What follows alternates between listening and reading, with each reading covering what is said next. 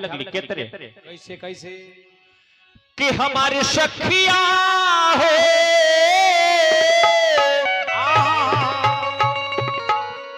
हमारी सखिया तरात देखनी सपनमा अरे का देखल हुआ हमारी सखिया तरात देखनी सपनमा। यही बतिया के छपरा जिला के भोजपुरी के रत्नाकर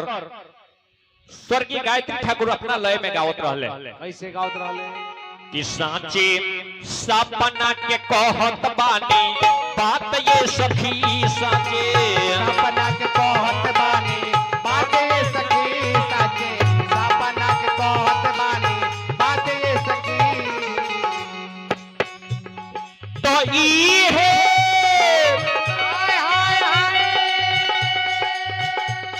है सोची सोची मन रात ये सखी साचे सपना के कहतानी बात ये सखी साचे सपना के कहत बानी बात ये सखी साचे सपना के कहत बानी बात ये सखी।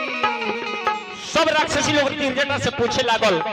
कि का कहतारू का देखलू हो तो त्रिजटा बतावे लगली आ कहली कि हे सखी हम देखनी हो कि देखनी बानर एगो आइल विपत्ति लंका में समाइल देखनी बानर एगो आइल विपत्ति लंका में समाइल देखनी बानर एगो आइल विपत्ति लंका में समाइल। कहली कि देखनी है कि एगो बानर आइल बा इस समूचा अशोक वाटिका के उजाड़ देले बा अक्षय कुमार के मार देले बा आई पूरा लंका नगर के जरा देले बा। हनुमान जी अशोक के पेड़ के ऊपर बैठल रहनी कहनी कि हमरा अइले कुछ समय ना बीतल आय आगे का होखे वाला बा इस सब कुछ सपने में देख लेले बाड़ी त लागत कि भगवान के भक्त इहो जरूर बाड़ी। हनुमान जी मन ही मन त्रिजटा के प्रणाम कइनी आगे त्रिजटा पुनः बतावे लगली कहली कि हे सखी हम देखनी हो कि देखनी बानर एगो आइल विपत्ति लंका में समाइल देखनी बानर एगो आइल विपत्ति लंका में समाइल देखनी बानर एगो आइल विपत्ति लंका में समाइल। तो सारा लंका के जरा के कैलाश राख ये सखी साचे सपना के कहतानी बात ये सखी साचे सपना के कहत बानी बात ये सखी साचे सपना के कहत बानी बात ये सखी। तुलसी बाबा लिखले बानी कि खर आरूढ़ नगन दस शीशा पंडित सिर खंडित बुझबीसा। कली के देखनी है कि रावण के पीछू बाह कटल बा जमराज रावण के गधा पर बैठा के दक्षिण दिशा के तरफ लेके जाता रहे सखी सपना बड़ा खराब बा।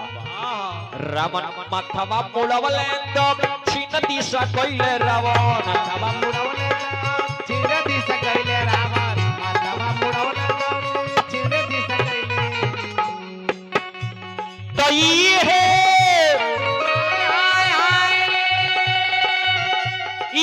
सोची सोची मन बात रात ये सखी साचे सपना के कहतानी बात ये सखी साचे सपना कहतानी